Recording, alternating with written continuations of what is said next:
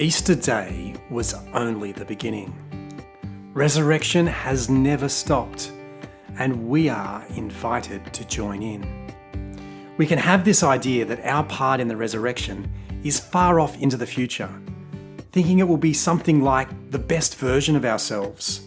No pain, no problems, just us on our best day always. But that's not realistic while we live in the real world. And doesn't that sound a bit too superficial for the way that we see God work in Jesus? Pie in the sky when we die? That just doesn't sound like Jesus. We need resurrection now.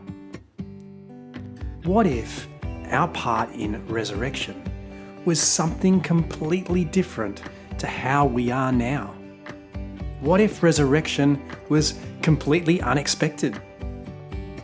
Mary Magdalene couldn't recognise Jesus at the tomb on that first Easter day when she encountered him in the garden.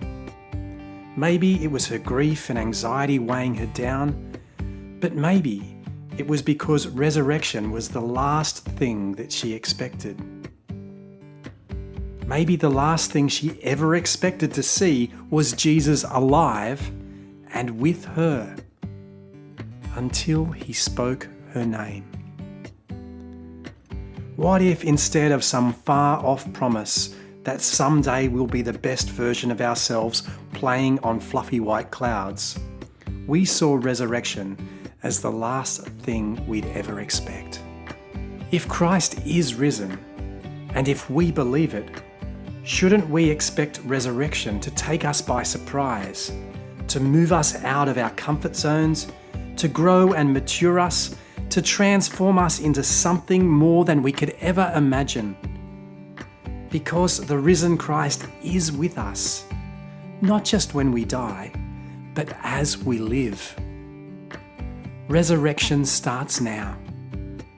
We are invited, we are included, and we are called to be Easter people who are becoming, in completely unexpected ways, the hands, feet, face and voice of Christ in the world.